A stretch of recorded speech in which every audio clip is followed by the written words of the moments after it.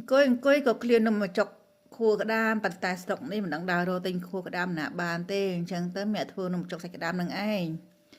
ជំរាបសួរសួស្ដីពុកម៉ែមីមីងបងប្អូនទាំងអស់គ្នាពីប្រទេសបារាំងទៅទៀតហើយថ្ងៃនេះគឺមកធ្វើនំចុកសាច់ក្តាមញ៉ាំបងប្អូនដោយសារអង្គុយឃ្លាននំចុកខួរក្តាមមកប៉ុន្តែមានខួរក្តាមមានសាច់ក្តាមនឹងឯងឥឡូវនេះគឺនាងខ្ញុំមករៀបចំធ្វើសាច់ក្តាមបងប្អូនយើងមានសាច់ក្តាមហើយនិងសាច់ជ្រូកហើយនិងបង្គាបងប្អូនយើងច្រាំមកយ៉ាងម៉ត់អញ្ចឹងទៅដាក់ចូលគ្នាទៅបងប្អូនហើយមានខ្ទឹមសខ្ទឹមក្រហមផងដែរហើយយើងក៏បន្ថែមគ្រឿងក្រូចចូលឲ្យមានជាតិបន្តិចទៅដូចជាស្ករទឹកត្រីហើយក៏មានអំបិលហើយក៏មានម្រេចហើយកុំភ្លេចប្រេងខ្យងផងណាបងប្អូនបន្ថែមរសជាតិកាន់តែឆ្ងាញ់អញ្ចឹងណាជាងដាក់គ្រឿងក្រូចរួចហើយយើងក៏មកកូរវាឲ្យសព្វចូលគ្នាល្អអញ្ចឹងទៅបងប្អូនកូរទៅវាសព្វល្អទៅបន្ទាប់មកយើងក៏បន្ថែមជាមួយនឹងពងមាន់ចូលទៅនិយាយទៅបងប្អូនចង់បន្ថែមពងមាន់ពេលដាក់គ្រឿងក៏បានដែរ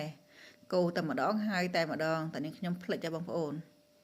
អញ្ចឹងទៅទឹកដាក់សាក្រោយនេះត្រូវកូរម្ដងទៀតហើយយើងកូរពងមាន់នឹងសព្វជាមួយនឹងគ្រឿងក្រូចយើងសាច់យើងនឹងឲ្យចូលគ្នាបានល្អទៅបងប្អូនបន្ទាប់មកយើងក៏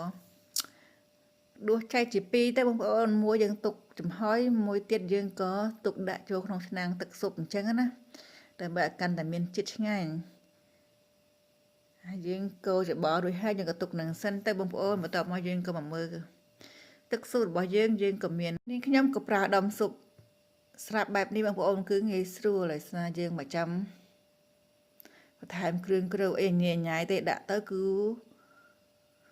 រសជាតិគេឆ្ងាញ់ហ្មងបងប្អូនតែបើយើងបងប្អូនចង់មករសជាតិយើងប្រៃឬក៏អែមអីថែមតាមនឹងទៀតទៅតែសម្រាប់នាងខ្ញុំគឺពីរដុំហ្នឹងគឺល្មមតែម្ដងបងប្អូនហើយមើលទៅរៀងស្ទើរទឹកក៏នាងខ្ញុំបន្ថែមទឹកបន្តិចផងដែរ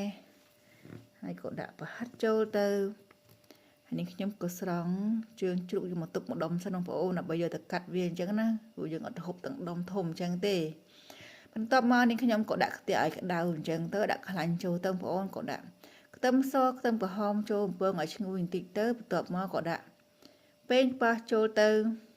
ហើយយើងក៏ឆាប៉េងប៉ោះហ្នឹងមកត្រឡប់ទៅបងប្អូនឲ្យវាឆ្អិនមកសពអញ្ចឹងណាហើយនេះខ្ញុំក៏ដាក់សាច់ក្តាមចំហុយបងប្អូនហើយក៏មកឆាជើងជ្រូកជាមួយនឹងប៉េងប៉ោះជាមួយនឹងក្បាលបង្គាដើម្បីយករសជាតិនិងពណ៌រៀងស្អាតបន្តិចទៅបងប្អូនដោយសារនេះខ្ញុំមានបន្ថែមពណ៌បន្ថែមក្លិនអីទេប្រើទឹកដុំស៊ុបពីរហ្នឹងគឺរួចតែម្ដងហើយយើងក៏មកលាយទឹក